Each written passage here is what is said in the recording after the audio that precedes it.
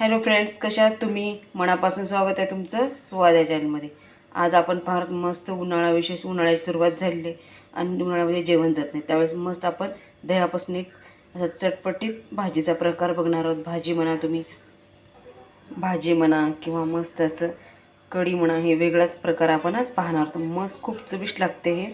पहा, यासाठी मी 1 वाटी दही घेतलेलं आहे, असं घट्ट दही. थोडंसं आंबट पण घ्यायचं म्हणजे चटपटीत लागते. भाताबरोबर तर खूप मस्त लागते. पहा, यासाठी मी 1 वाटी छान असं दही घेतलेलं आहे. पहा, गॅसवर कढई ठेवली आहे. आता त्यामध्ये आपण तेल ॲड केलेलं आहे थोडंसं. आता त्यामध्ये आपण तेल छान गरम झालेलं आहे, तर जिरं ॲड करूया. जिरं चांगलं लाल होऊ देऊया. पहा, जिरं छान असं लाल झालेलं आहे. आता 4 ते 5 असं मेथीदाणा ॲड करूया. हे पण छान असं लाल होऊ देऊया.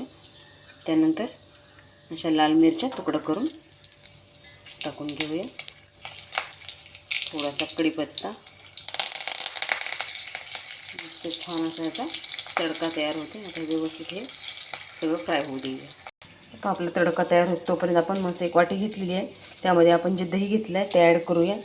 यात जेवढं दही घेतलं तेवढंच पाणी घेऊया आणि छान असं मिक्स करून घेऊया.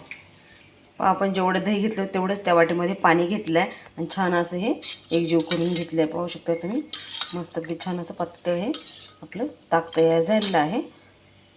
आपली फोडणी पण छान तयार झाली आहे. बाकीचं आपण बारीक चिरून घेतलं लसूण ॲड करूया. लसूण पण छान परतून घेऊया.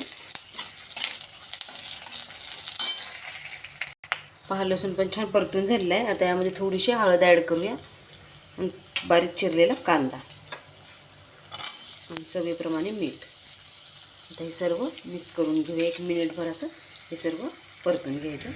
पहा, हे सर्व छान परतून घेतलेलं आहे. आता यात थोडंसं आपण कोथिंबीर ॲड करूया आणि ते पण 1 मिनिटभर असं परतून घेऊया.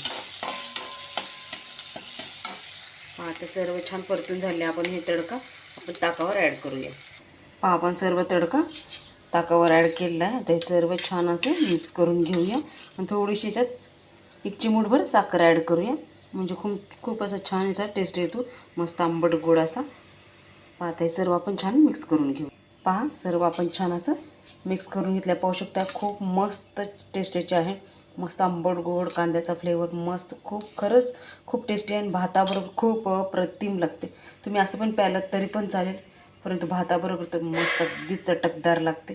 लहान मुलं मोठे सर्व आवडीने खातील आणि लहान मुलं पण नक्कीच खातील, कारण हे तिखट नाही आहे. त्याच्यामुळे मस्त असं आवडीने खातील सर्व आणि पचायला मस्त आहे. हलका असं भाताबरोबर खूप टेस्टी लागते. पहा, कशी वाटली माझी रेसिपी कमेंटद्वारे एकदा नक्की सांगा. आवडल्यास लाईक करा, शेअर करा आणि चॅनलला नक्की सबस्क्राईब करा. चला तर पुन्हा भेटूया अशाच एका नवीन व्हिडिओसोबत. धन्यवाद.